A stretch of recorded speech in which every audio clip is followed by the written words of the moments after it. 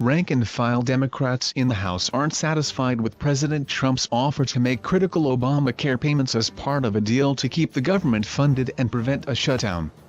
They're seeking a permanent legislative fix to the issue, something they believe would stabilize the healthcare law.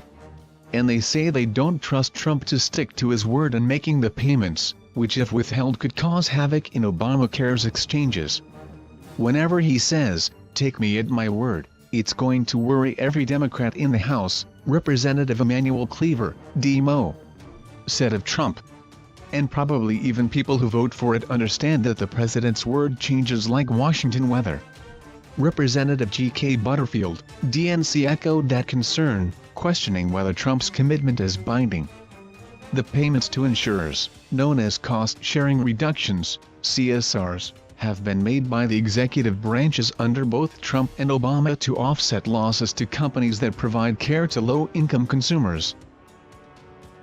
If the payments end, companies would be barred from charging these consumers deductibles, but it could cause them to pull out of the market, reducing access to health care for the poor.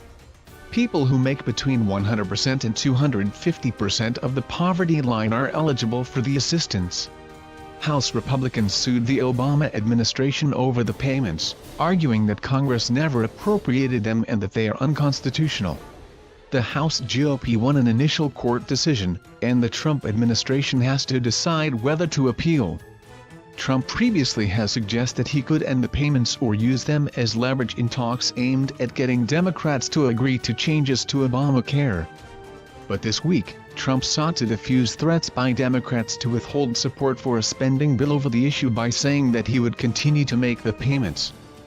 Senate Minority Leader Charles Schumer, DNY, and House Minority Leader Nancy Pelosi, D. accepted Trump's offer. But other Democrats want more, a permanent fix.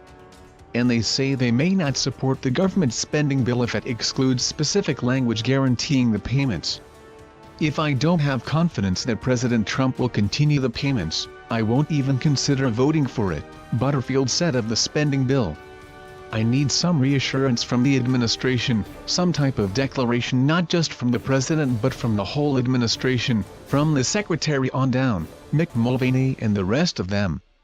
An erosion of Democratic support for an omnibus spending bill would complicate passage of the legislation, as GOP leaders are expected to need a significant number of Democratic votes to move the spending package through each chamber.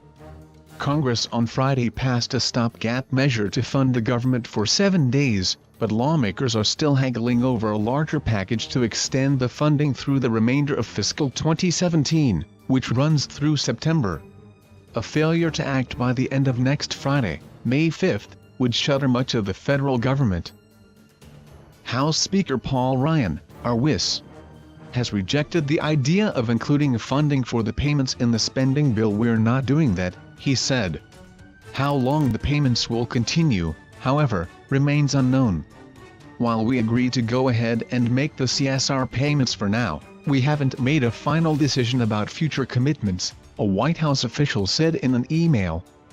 The lack of certainty is the reason some Democrats are now pressing to secure the subsidies as part of the current spending debate. The problem is they're going to pay April's payments and then May's payments are coming up May 20th, and you can't run a health plan on a month-by-month basis. "So that's why this is a critical issue," said Representative Amy Barra, D., a California physician. "At a minimum we ought to guarantee those payments for 5 years, if not make them permanent. The omnibus would be the right place to do that." The House Democrats are not alone in their concern. Senator Patty Murray, D. Wash, ranking member of the Senate Health, Education, Labor and Pensions, HELP, Committee, is also dubious about Trump's commitment to the payments. A short pause in this administration's saber-rattling isn't enough to calm the uncertainty they're causing in our health care system, Murray said in a statement. Both Schumer and Pelosi on Friday defended their decision to accept Trump's offer without legislative assurances to back it up. They understand that the public knows that if they renege on this commitment, the premiums will go up.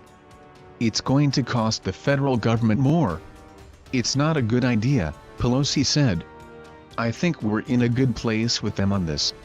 Schumer also downplayed the threat that the payments would cease. The same forces that forced them to say yes the first time are still going to be in effect for quite a while, he said. Many Democrats will almost certainly adopt the position of their respective leaders when the spending package hits the chamber floors. Representative Mark Veazey, D. Texas, for instance, said he trusts Pelosi's negotiating prowess enough to follow her lead on the omnibus vote. "Nobody knows how to make a deal better than Nancy," he said. "This is her wheelhouse." Yet other Democrats suggested their leaders have placed too much weight on Trump's promise to continue the subsidies, payments, they argue, he was legally obligated to make to begin with. "The president is not giving us something or doing us a favor by doing what he is supposed to do, which is to keep the insurance markets from being totally freaking wrecked," said Representative Ruben Gallego, D.R.S.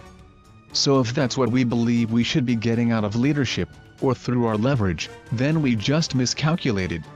It's unclear how many Democrats might hinge their votes on the fate of the CSR language.